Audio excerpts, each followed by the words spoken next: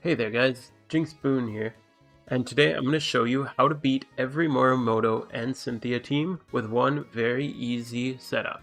This team only requires one pretty valuable Pokemon, one budget one, and a few cheap fillers. So I hope it helps you with your daily run of these two pretty difficult trainers. It'll net you 55k per day if you do it on a coin. It only takes a few minutes. You can add these into a gym rerun, a trainer rebattle. In my recent gym rerun guide, I recommended going to Morimoto, but I didn't have a very good setup for both him and Cynthia, so I thought I'd add that in here. You're welcome to tie this into the gym rerun guide, and you'll save yourself a lot more time with that. I've added timestamps to the description below, so you can jump right to the part of the video you need, whether it's seeing the team and the setup, how to choose your moves, or just how to do the run itself. If you want to skip right to run, that'll be near the end of the video. There's two ways to do it, so check out both. One's a little safer and one's a little faster. For those who don't know, these two trainers are on an 18-hour timer, similar to the gym leaders, but they pay out much more than any single gym. Each one will net you 18,480 without a coin, or 27,720 if you are using a coin. Whether you're using a coin or not, they're definitely worth going to each day. Also similarly to gym leaders, each one has 5 different teams that they can have each day, which made it very difficult to find one sweeper who's versatile enough to handle all 10 teams. So let's go over exactly how we're going to get into this team, the setup, and our sweep. So let's take a look at our first setup Pokemon. We're going to use Gliscor to lead our setup. The reason for this is he has access to Stealth Rock and Tailwind.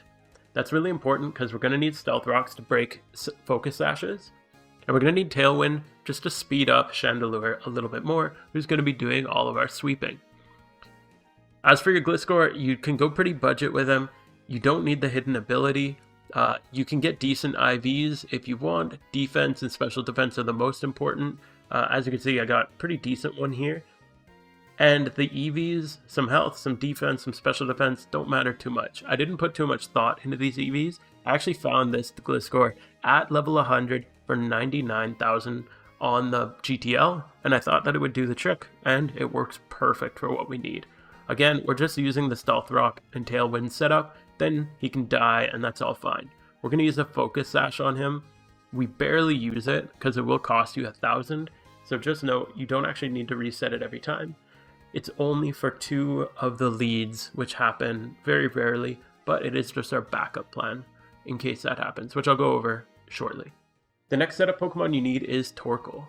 The Torkoal doesn't really need anything. The only reason he's here is to set up Drought with a Heat Rock. Your nature doesn't matter, your IVs, your EVs, none of it matters.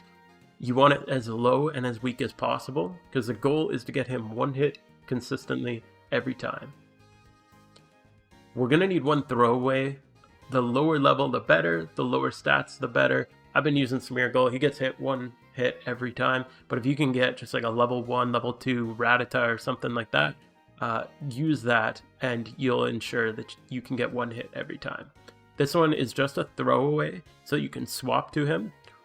And then you can safely bring in your Whimsicott or your Cottony.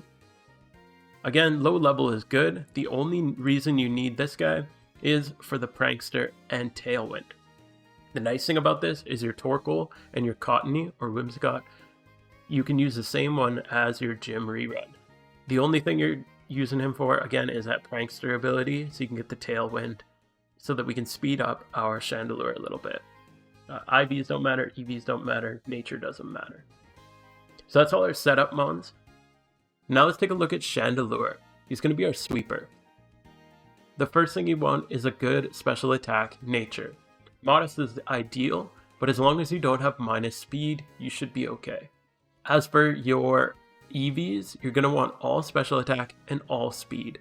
This will help us outspeed some of his ones in case our Tailwind goes out, or there is some special cases where you'll just need to outspeed a couple of them. So that speed and special attack EV is quite important. For IVs, you don't need it all 31s. The only ones you need to be 31 are special attack and speed. The rest, I'd recommend high 20s or even 15 plus, just in case you do get hit by some weird attack, maybe a priority move that I haven't seen. but I've tested this a lot and Chandelure shouldn't really get hit. The moveset here is very important. We're going to need all 4 of these attacks, as we're going to be using every single one for the different teams. The different typing on his move coverage is what makes Chandelure so useful for this setup. I'll go over exactly where we're going to be doing it, but we're going to need to see quickly how damage is calculated before knowing which move to use in each setup. As for item, Life Orb is needed here. That's going to allow us to access all of our attacks while giving us enough damage to one-hit every Pokemon in both Morimoto and Cynthia's setups.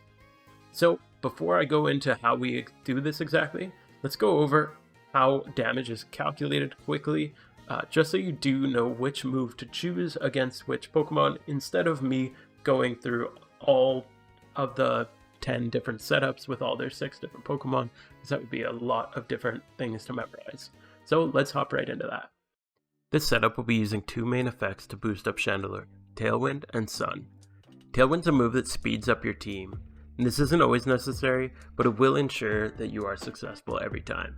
I'll show you how you can skip the second application of Tailwind and still be successful in the run against Cynthia. It's a lot faster, but you do have a higher risk, because if you do get outsped, you might get beat, especially by like a Garchomp using Earthquake. Sun is an effect that can boost the power of fire attacks by 50%. We won't be using fire attacks every time, but it's important to keep it up in order to ensure that we can one-hit certain Pokemon on their team.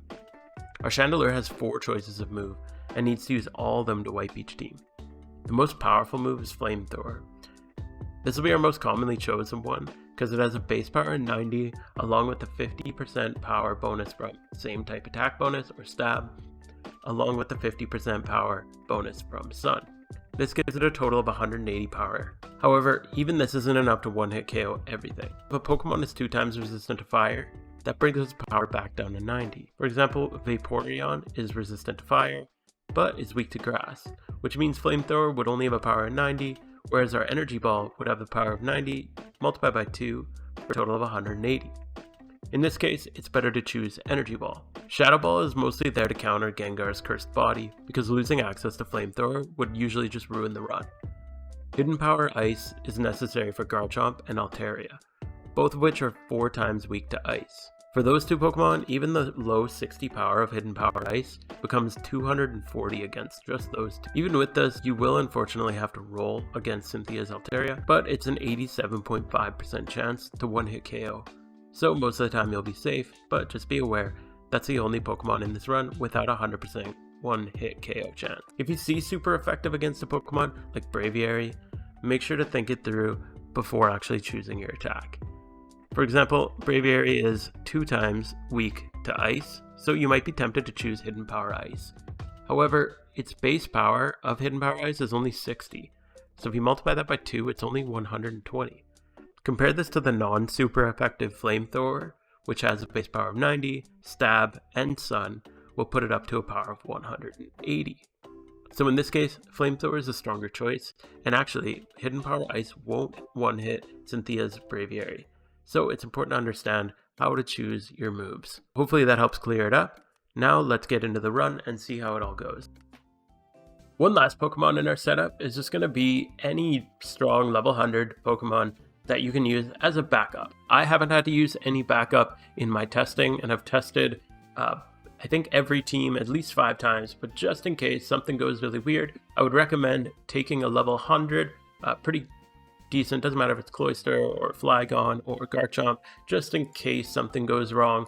I always like taking my Cloyster with me, but whatever works for you, just as a backup, so that hopefully you don't need it, but if you do have it instead of just wiping. So just in case you don't know where Morimoto is, I'll show you where he is. Start in Castelia City at the PC. You're going to go over just to this road here, in this building just up here. Enter the building and go straight to the elevator. You're going to ride it to floor 22. It's the only option in this building. And you'll see just down straight here, you'll see Morimoto. There's usually a few people fighting him. Before doing that, we're going to want to pop a coin. Even if you're just fighting these 2, Morimoto and Cynthia, it's always a good idea to pop a coin, because you'll make almost 20k extra just off of these two by popping a coin. So that pays for the coin itself. So let's pop this and try this fight out. Alright, our turn 1, we're going to lead Gliscor. We're going to go straight into Stealth Rocks. Now there's one special case that's going to change this up here, and that's if he leads Jolteon or if Cynthia leads Lucario. The reason is because they both have an ice attack, Hidden Power Ice, and the Ice Punch, which will one-shot Gliscor. That's what the Focus Sash is for, so he'll stay alive to put the rocks up, however he'll get outsped and won't be able to put his Tailwind up. If that ever happens, just go into your Torkoal and then go straight into your Chandelure, and you can actually sweep right from there because of the teams that those ones are with. However, this doesn't look like those teams, so we're just going to do our normal Tailwind. This is what we're going to do for every other team.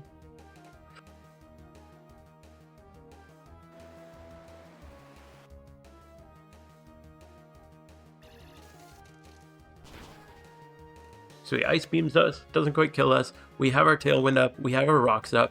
Now, you just hard swap into Torkoal. If Gliscor goes down, just swap right into Torkoal. This is going to set our Sun up for 8 turns, which will be enough to take out all of his team. Make sure your Torkoal is low enough level that he gets one hit by whoever attacks him. Now we have Tailwind, Sun. We're going to go into our Chandelure. So it's important to note which attack to use here. The priority is typically Flamethrower. If Flamethrower is not effective, then we're going to go into Energy Ball. For Vaporeon, Energy Ball is super effective. So we're going to use that here.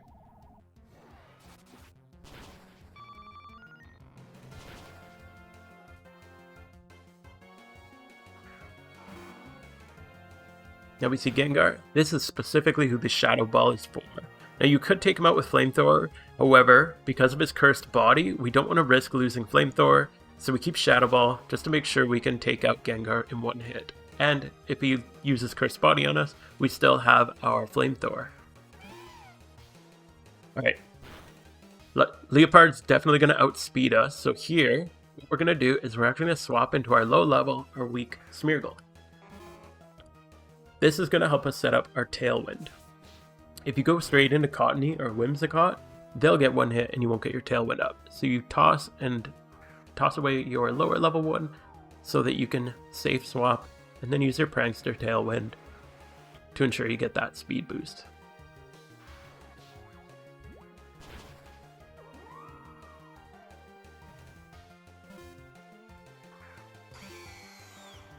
Now we got our Tailwind back up, we still got our Sun, we're going to go right back into Chandelure. Now here, we definitely want to go Flamethrower because of its power. It's the highest strength or highest damage that we have.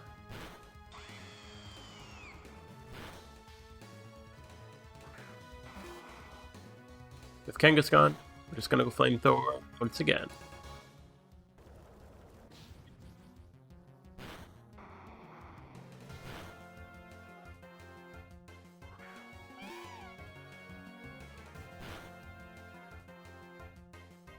So here, once again, if they're all neutral, you're just going to go Flamethrower.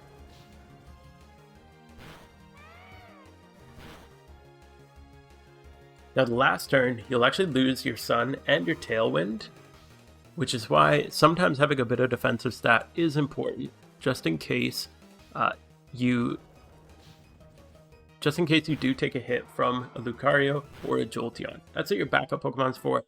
Again, I haven't seen that in a lot of my testing, or all of my testing, but if it does happen to you, just keep a little bit of defenses on your Chandelure and keep a backup just to take them out if you need to.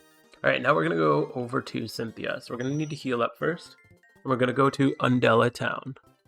The house just to the left of the PC here is where Cynthia is.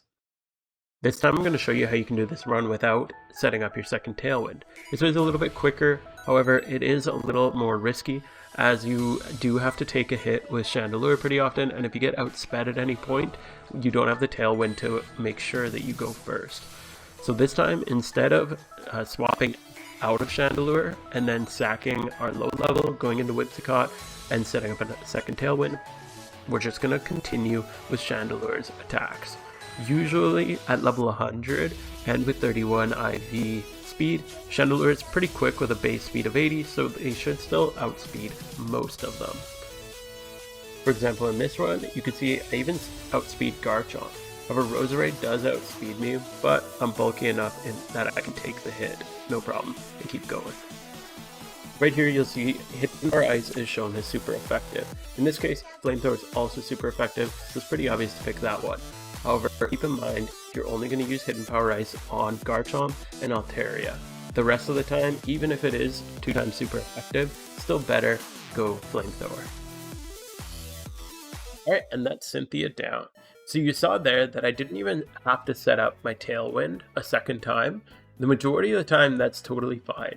However, there's a couple teams in which you need to be able to set up that second Tailwind in order to make sure you outspeed everyone. If you have a pretty durable Chandelure like mine, you could take one hit and that should be fine. However, if you do not, or if you want to just be extra safe and ensure a 100% success rate, then make sure you sack the one, go into your second Tailwind, and you can make sure that you win from there. So that's the best way to set up against Morimoto and Cynthia. I hope that helped, and if it did, give this video a like. Let me know what you think about it in the comments below, and consider subscribing. As a newer channel, I really appreciate every subscription that I can get. Anyways, I'll see you guys next week with a new video.